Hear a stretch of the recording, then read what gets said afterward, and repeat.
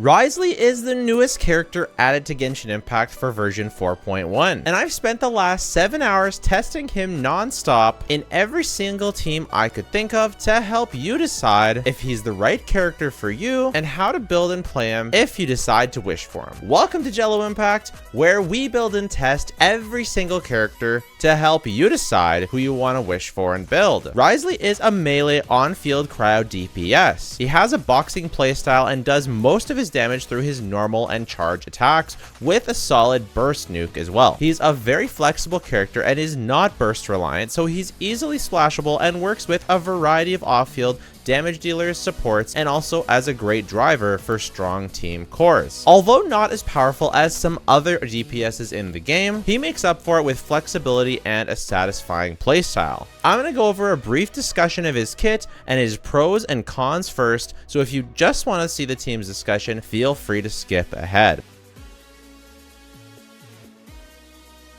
Wriothesley is going to play pretty similar to most on-field DPSs. You'll set up buffs and you'll set up off-field damage with your other characters, switch to him, and his normal attacks are always infused with crowd because he's a catalyst user. So when you use his skill, he will have increased interruption resistance, and if he's above 50% HP, it increases his normal attacks quite a bit. This enhancement will consume his HP. This synergizes with his passive that when he has less than 60% HP, it enhances his charge attack, which is this cool uppercut, and it heals him for 30% of his max HP. So basically, when you're doing normal attacks, will reduce your HP, and then when it reduces it enough, you can use your charge attack to heal some back. So it's a really cool and engaging playstyle. It is pretty tricky to use because the window is very small. You have to be above 50% to get enhanced normal attacks, but below 60% to get the enhanced charge attack. So it's a very tight window, and there's not any healers that heal you just into that sweet spot. So there's definitely times where you would wish you could use your charge attack, but you're not under 60% HP, or you wish you had enhanced normal attacks, but you're not above 50% HP, and it's not always going to work out that you can have your charge attack to enhance yourself in the right time. That being said, there are things you can do to mitigate that, and you can also just kind of ignore the charge attack playstyle. Like if you have a healer to just always keep you above 50%, then you can just spam normal attacks, and if you happen to get hit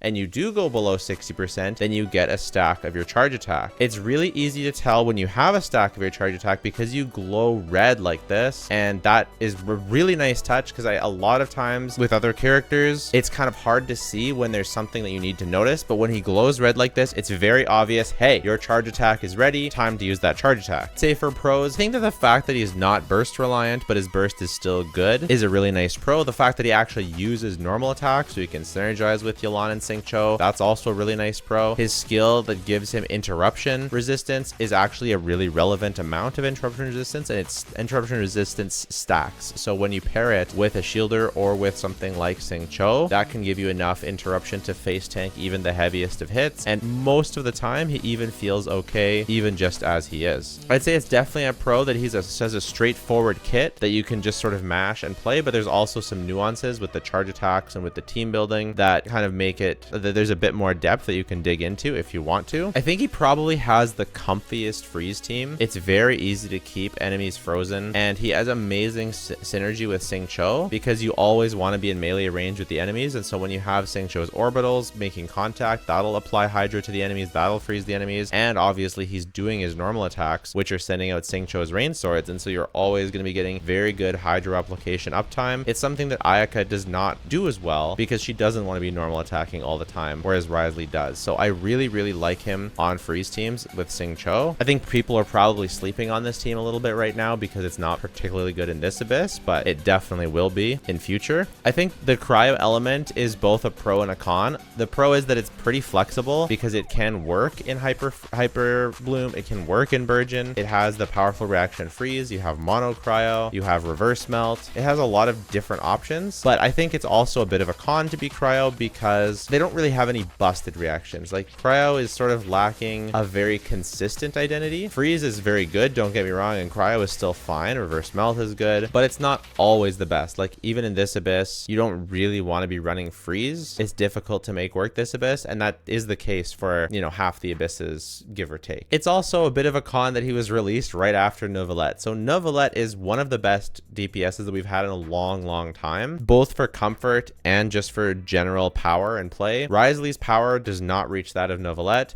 but he does have a good degree of comfort. So maybe he's not as powerful as someone like Linny, but I feel like he's a more comfortable character to play. I feel like the average player, and I include myself in that, I'm not a sweaty gamer. Like, I like the game and I like to understand the game and I play the game a lot, but I I'm kind of a bit of a casual. I kind of mash. I don't like to do complex setups. I know they're there. I have done them. I can do them, but I don't like to do them, and I don't practice them, and I don't reset and speed run, and I don't do all these different things. And for someone like me, Wriothesley is a character that I really enjoy. I like that I can just go in and mash normal attacks, and we'll talk there are some more complex setups and teams that you can do with him that I've seen that I didn't dig into really for myself, but we'll talk about those in a bit. For other cons, you like this thing is the big one that we talked about, the really weird synergy between, you know, he wants to be above 50% but below 60%. It's hard to really get there. This is solved in his Constellation 1. It makes it so when he hits his 5th normal attack, he automatically gets that charge attack, so you no longer are restricted by this 60% effect. And this allows him to, you know,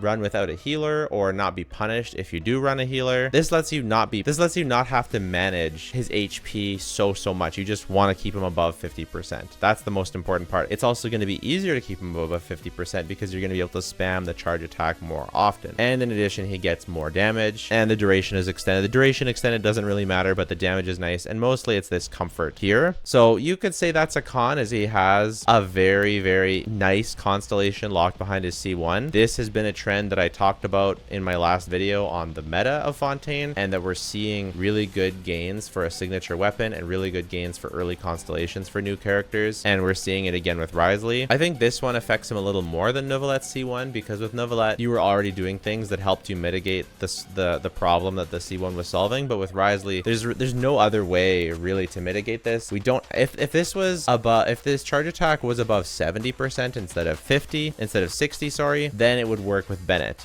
but as is, it does not. So he has decent range. It's not amazing, but it's not tiny either, which makes him good in single target and good in AoE, but not excellent in either and not terrible in either. So he's sort of overall a jack of all trades character. Jack of all trades characters are the best characters for some people and not the best characters for others. So I think it's very valuable to have. So I think it's important that you just recognize how you like to play. Do you like to get the best characters for each niche, or do you want characters that can be really solid in a lot of different scenarios? He fits more of the jack of all trades archetype, which I think is great, and I think he does that job well. I think if you want to have fun with cryo reactions with a cryo on-fielder, he's a great option. The final pro or the final con is he's very likely going to get better with future characters. I think it's very obvious that he's going to work very well with the Archon, and will probably be a staple for his team comp, just like Nahida was a staple for Cyno and Nilu. I think that the Archon is going to be a staple for Novelette and Wriothesley. Obviously Novelette's already crazy. Wriothesley doesn't hit that same level of crazy. I think that he's going to be a really good character with the Archon, and I think I'm really excited for it. As of now, he feels like a good character, not incredible.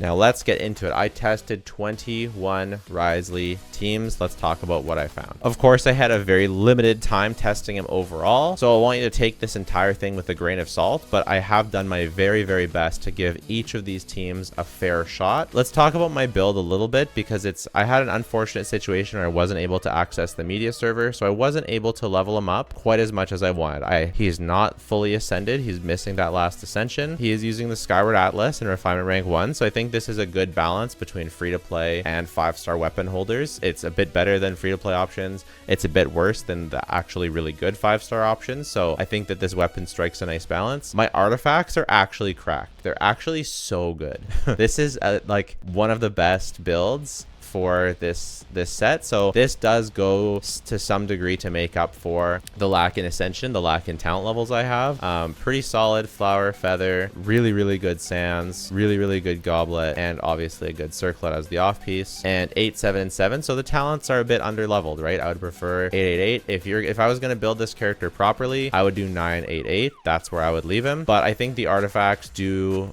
being definitely quite a bit above average artifacts, do somewhat make up for the lack of the final Ascension and the talents. Now, given all of that, let's talk about his teams. Reverse Melt was the first one I played. This version of Reverse Melt, I thought this was fine. The biggest downside over putting someone like Shenhe into this slot along with Rosaria, and she can buff Rosaria, or by putting someone like Kaya into this slot, is Wriothesley is not as quick swappy. And that means you're going to have a lot more energy on Rosaria, even more energy on Xiangling, because you need to stay on Wriothesley for the full duration of his normal attack string. As soon as you switch out, you lose his buffed state. So you have to stay on. So using Rosaria here was really kind of hard to do. She needed more. I had her on Fav and it was not enough. So it's a tough life with Rosaria here. What I did like better was actually using Kaya. I did like Kaya quite a bit better because he's much more self-sufficient with his energy. I had Kaya on Fav and I had no issues with energy here. I would prefer to use this over Rosaria. In addition, it does have the benefit of synergy with Wriothesley's melee range. It still is circle impact a bit because of Bennett. You do want to stay in Bennett's circle, but if you have to go out of the Bennett circle, at least Xiangling and Kaya both snapshot off of Bennett's buff and they follow you around. So this was a solid, decent team. I liked it. You don't need, I would just like to caution, you don't need to pull Wriothesley for this team. You can just use Rosaria on this team and have similar performance. You can even use Chongyun on this slot. You can use Chongyun in this slot, right? This is one of the teams that is the good teams that Wriothesley works in, but not one of, the best teams for Wriothesley, really. I also did try it with Shenhe. It is a bit more powerful. I liked it, but I didn't love it. It does feel like it does more damage than the Kaya variant, which makes sense. But again, you have to build a lot of ER.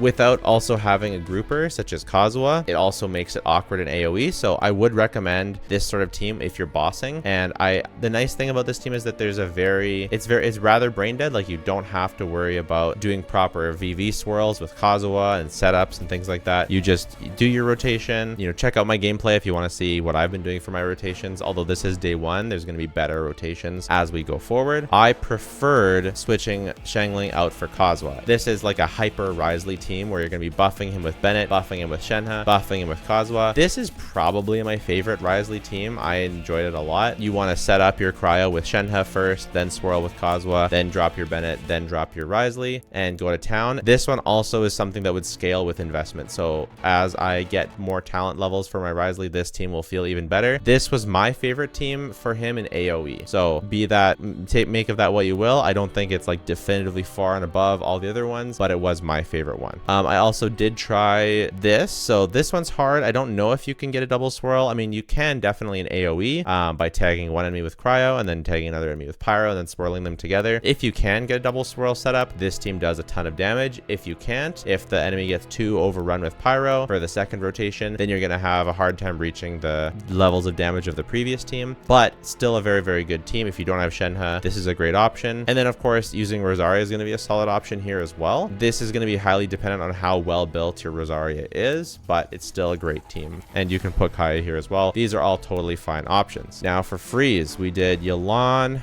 Shenhe, Kazuha. This team is kind of yikes. And by kind of, I mean really yikes. Completely impractical. Highly don't recommend this, but Xingqiu I do think is possible. This team works best when you can avoid getting hit by the enemy too much, because Wriothesley is just a bit too HP negative because of his normal attacks to be run without a healer, but Xingqiu can help you mitigate that a bit with his slight healing. I think this would be a really great team if you have his C1, because it's gonna be because between his damage reduction, between freeze, and between being able to use more of his charge attack, it's going to be a lot easier to get him above 50% HP. Even at C0, I did still really like this team. I liked it a lot. It's probably the freeze team that I would go with. You might have some issues into the third and fourth rotation if you're not able to properly group and keep the enemies frozen and dodge the enemies, but it still worked. I still liked it a lot. I also tried Kokomi on here. This was obviously great for the second half with the dogs. Worked totally fine. The damage takes a hit, especially when the less targets there are, the more the damage takes a hit. But something like this is still good. Something like this is good. You can also do something like this, but you are going to lose quite a bit of damage. I personally didn't try this myself because Diana's looking how I feel about this team right now. Next is Burn Melt. So this is a funny one to me because I tried to do it and I could not do it very well. This guy used Toma, Bennett, and Yao Yao for Burn Melt. This guy is Zeto Genshin. Go subscribe, go check him out. This was insane and this was so cool. And you can see, so he's doing a couple things here. He is weaving in charge attacks and weaving in dashes to get melts on the right hits, and getting, because he has an attack string where some hits hit harder than others, and if you can melt the powerful hits, then you can do a lot more damage, and that's what this team really relies on, and he's doing a great job actually getting those melts off. When I tried to do it, I just got frustrated. It's not how I like to play, but that was an incredible clear, and they clear the whole top half of the Abyss like this, and it's very, very impressive, and it really shows off Wriothesley's more mechanical side. And so I'm very, very impressed by stuff like this. You really, really like to see it. It's not something that I would personally play because I don't enjoy. I mean, I'm sure I could get into it if I loved. You know what? I'll say this: if I loved Wriothesley and he was my favorite character, I would totally learn how to do that, and it would be awesome. And I don't think it's so hard that it's like mechanically skill intensive. It's just I didn't have the time to learn it. Just for I only had a very limited time to test the character overall, so that wasn't something I mastered. But, and as you know, I'm very skill issue, but I think that it's a great option and very achievable if you really want to master Wriothesley. Next is Mono Cryo. So with Layla, Shenhe, and Kazuha, this team was right up my alley. Because it is very, very unga bunga. Now, the problem is you don't have a healer. So realistically, you should be switching out Layla for Diona here, and then which I did, and you're going to get much more better uptime on being above 50% HP. So unless you're C1, you're going to have to go with Diona over Layla here. It's unfortunate because Layla's personal damage in Mono Cryo, especially if you have her C6, is actually quite relevant, but that's okay. When you do Mono Cryo, the biggest problem with it is that you might as well just switch this slot for Bennett, especially if you're doing something like Diona for the healing. At least with Layla, she has some personal damage, but it's nothing that can make up for Bennett. So the other nice thing about this is if you do the setup properly, or if you extend your rotation just a tiny bit, not your rotation, but if you switch things up a tiny bit and you can get your burst infused, you actually will get the occasional melt with Wriothesley, so that further increases the damage. So I would much sooner play this than Mono Cryo. There's really no reason to go for Mono Cryo over something like that. The next one is Hyper Bloom. Now this is definitely the team that performed best in single target for me. I do think that the higher investment your Wriothesley though, the more this team will fall off. I think it's a good team. It 36 starred the Abyss, no problem. But I think that when you get to high investments, there's better things you can do with your Wriothesley, and there's better things you can do with your Hyper Bloom team. That being said, it works really nicely together, and getting the freezes with Yelan and Wriothesley is nice. It is definitely my favorite version of Hyper Fridge or Cryo with Hyper Bloom. I like it a lot better than Ganyu. I like it a lot better than Kaya or Rosaria. I like it a lot better than Ayaka or Eula. Definitely the best version. It's a team that you can put him on and you can know that you will do well because the 3-man core is just so strong, and he has good synergy with it. It's nice that he has options to both this and a Kazuha team, because most often than not, for me anyways, I'm playing Hyper Bloom on one side of the Abyss and Kazuha on the other side of the Abyss, and the fact that Wriothesley can work with either core means that he can adapt to what your account needs, which I think is a very valuable thing to have in a character. If a character can have at least 2 teams, then that's really good for planning out your Abyss runs. In terms of Hyper Bloom variants, replacing Raiden in the last slot is really bad. You really want that healing from Kuki. You can do something like Raiden with Sing Cho here, but unlike the freeze team, you don't have freezing together your enemies to stop them from moving, so I don't really recommend this. It's going to be way too hard to keep Wriothesley above 50% HP. I did try Kokomi here. The Hydra application and loss in personal damage from Sing Cho was really not worth the trade-off. I would much rather run Sing Cho with with Kuki here. And I also did try Yelan here and then Baiju in the Nahida slot. This wasn't that bad, but you get a lot less dendro cores, and so it's kind of just like worse than the other ones, but it's whatever. The final team, and the one that surprised me the most, was actually Burgeon. It's got a couple problems and they're kind of major problems. It performed really well. It was able to clear the Abyss and full star the Abyss, but the longer Wriothesley's out there taking those Burgeon damages, the harder it is to keep him above that 50%. You do have some shielding from Toma. You do have that interruption resistance and damage reduction from Xingqiu and tiny bit of healing. It's scuffed, but it does work. Maybe one day there'll be some form of healing in here that you can have. And again, probably a C1 Wriothesley would make this more doable. So I also did want to mention the variations of Burn Melt that you can do. So Burn Melt is with Bennett and Toma, but you can also do, as you saw, you can also do Yao Yao here, or really any Dendro. You can also do Dea here. I tried that. That was fine as well. And for Hyper Bloom, I also did try Dendro main character in this slot, and it's fine as well. But when you start, kind of going down in the quality of your Dendro characters, it becomes harder and harder to fit things properly and get proper amounts of damage. The final thing I wanted to talk about is, obviously we've talked a lot about how he kind of wants a healer for his team, and pretty much the only healers I've been showing in this have been Yao Yao, but really that was only for one team. So really it's been Bennett and Kuki, and sometimes Kokomi. What about other healers? What about Jean? What about Sayu? Are these going to be good? Let's wait and see what the Archon brings to the table. Right now, Jean is a large damage loss compared to Kazuha, so it feels really bad to bring Jean. But if the Archon has, based on my prediction, something to do with healing, maybe she does more damage because of healers, maybe there's more buffing going on, maybe there's something else. This is based on a prediction. All of Fontaine has been about damage manipulation, HP manipulation, and so that was my prediction. I think, not based on leaks, not based on anything like that, just based on my speculation that we're going to be getting some sort of buff to healers. And so characters like Jean, who knows, maybe even Chi-Chi could see some play. I say Chi-Chi because, well, who knows, right? Wriothesley doesn't need a ton of particles, so maybe Chi-Chi is a possible option because her main weakness is she doesn't provide any energy particles, unlike Diona, but she has more healing than Diona, so maybe Chi-Chi is somehow an option for him in the future. We'll find out. I also did try Toma, Nahida, Kokomi for Burn Melt,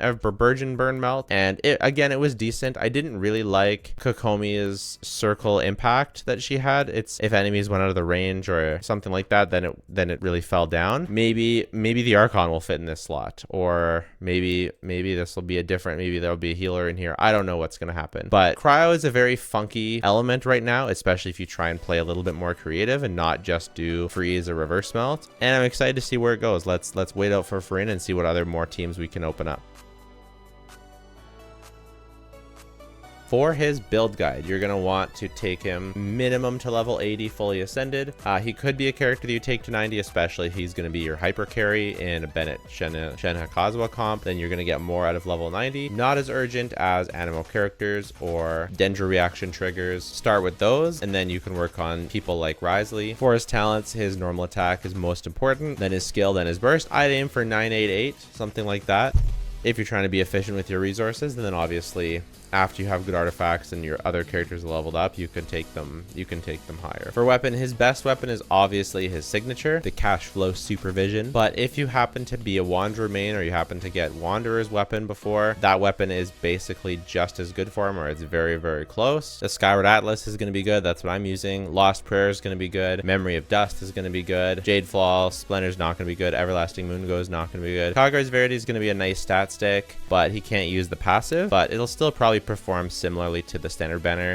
5 stars. Just keep in mind also for Memory of Dust, you do need to be shielded to be getting it properly, so maybe that one's not as good, but still gonna be an alright stat stick, better than the 4 stars most likely. This one is Wanderer's Weapon. That's gonna be amazing. Cash Flow Supervision. Tome of the Eternal Flow. I think this one's gonna be decent, especially if you have your C1, and if you don't have your C1 and you're using a healer, it might be hard to get those charge attacks, those boosted charge attacks. You won't don't normally be using a ton of boosted charge attacks. And also if you aren't running Bennett, its low base attack might hurt you. But if you are running Bennett and you have your C1, then it's probably his third best weapon behind Cash Flow and this one. In terms of 4 stars, you're mostly going to want to go for DPS weapons. The Widsith is actually going to be solid on him, especially if you're doing a reverse melt team where you're actually going to be using that elemental mastery. You don't want to be using sacrificial fragments, Relic Grimoire, Solar Pearl. He can't activate properly. Prototype Ember's a no. Mappa Mare is going to be okay, but I think most likely the best free-to-play option is going to be the Flowing Purity. I think this weapon is extra interesting for him because it actually might help you stay under that 60% easier, because your healer is going to be focused on healing the Flowing Purity weapon. So I think that's kind of a pretty interesting thing. Maybe someone with Flowing Purity can let me know in the comments how that's working out for you. But it has a really, really strong passive effect. So I think that the Flowing Purity is probably your best,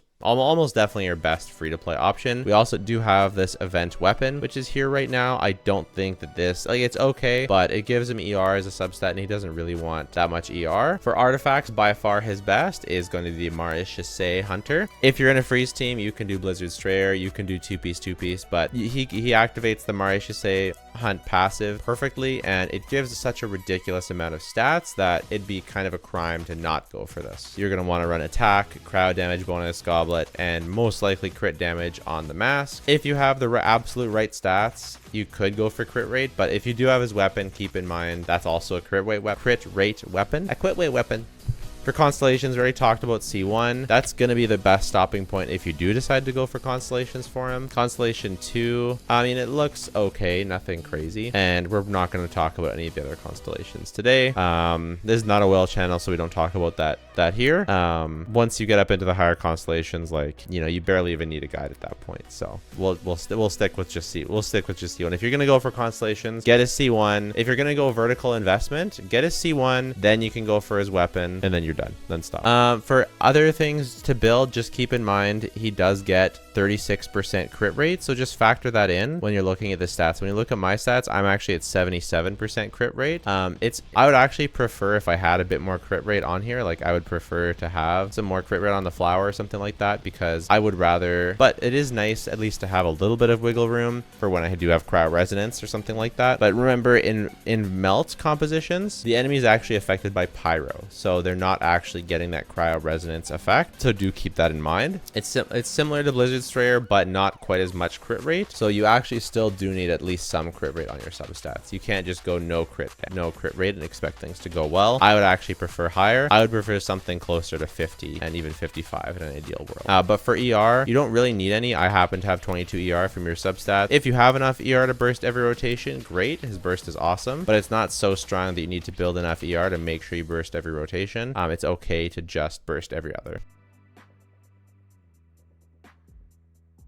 Versus others, I think that he's a nice alternative to Ayaka for people who don't like Ayaka or don't like her playstyle. I think Ayaka is also more tied to, she doesn't really work with like a burn melt or like a hyper comp as well. She's more tied to freeze or maybe mono cryo here and there, or with Bennett. It's kind of the same kind of teams, but I feel like Wriothesley is more flexible and a bit weaker because of it. And I think that's a totally fair balance, right? He's a bit simpler, a bit weaker, and Ayaka is a bit less flexible and a bit stronger. But I think that's a fair trade-off. In some ways, flexibility is more valuable for a lot of people than strictly power and doing damage. So some people may actually greatly prefer Wriothesley over Ayaka. So I think that although maybe he has some gameplay issues or he has some things going on, I do think a good chunk of people will have him as their preferred cryo on-field DPS. Now, you don't need an on-field cryo DPS, far from it. You don't even need a cryo character to beat the game. But if you're wanting a cryo DPS, then he can be a great option. For future prospects, I mean, we've talked about it a ton. I think it's pretty obvious that the Archon will be part of his best team. It's just a matter of finding out how good that will be. I think it'll be a massive bump on his power. Probably with the Archon, his power will come close to Ayaka, which would be really cool to see. Then he'd be close to Ayaka and maybe more flexible. So that'd be really interesting. I don't know for sure, but we'll revisit Wriothesley when Farina comes out, and we'll take a look at how right or wrong I was. Finally, for Overworld, I think he's one of the best Overworld Overworld characters, because his damage isn't tied to his burst. You don't need to build ER. You can just go ham. He has good synergy with Yelan, Bennett, Kozwa for the Overworld. So that's my favorite team. So I would actually consider using him in the Overworld team, but I never will because I have Yoimiya. But I think he's a perfect character for Overworld. In fact, I think he might even be better than Yoimiya or a lot of other characters, because you can still do solid damage even outside of his skill state. So not as good as someone like Wanderer, obviously, because Wanderer has that flight mechanic, but Mr. Wriothesley does have something else. He has infinite ice bridge just from normal attacks. All you have to do is normal attack, it never runs out, and you can just infinitely ice bridge forever. There's no skill ceiling, there's no tricky things that you have to do. You just normal attack spam, and he ice bridges all the way to Inazuma. So, and you can even change directions by just, well actually no we can't, but oh yeah, just by changing his directions, and it seems like you can't really mess this up. So big fan of this. Doesn't take stamina, no stamina management. He's just power crept Ayaka on the ice bridge train. So there you go. Oh yeah, one last little gameplay thing I did forget to mention is that he has this cool mechanic that when you're doing your combo and you dash or you you do whatever in the middle of your combo, it doesn't reset his normal attack string combo, which for people who follow the normal attack combo very carefully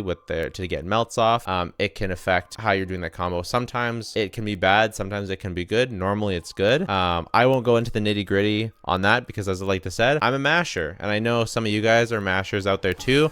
Let me know in the comments if you're a masher, or let me know if you're a sweat lord. Both are valid options, and I respect you all. I recently started a second channel called The Jello Show, where I'm covering Honkai Star Rail, Wuthering Waves as soon as it's coming out. We're going to be fully covering that game on here as well, and I'm going to be uploading the more casual side of Genshin, so maybe some trailer reaction, stuff like that onto here as well. So if you're interested, check that out and subscribe. Please subscribe to this channel. We are past 21,000 subscribers. Thank you so much. It's amazing. I had no idea this would happen so fast. I gotta think of something to do for a 20,000 subscriber special for you guys. I don't know what. I have no idea. I'll have to keep you posted. Check out our Discord if you want to join a great community. Check out my Patreon if you want to support me and my family. YouTube ad revenue is notoriously inconsistent, so I really appreciate all the patrons out there. And if you don't want to do any of that, that is totally fine. Just watching the video has been more than enough. Thanks so much. Bye for now.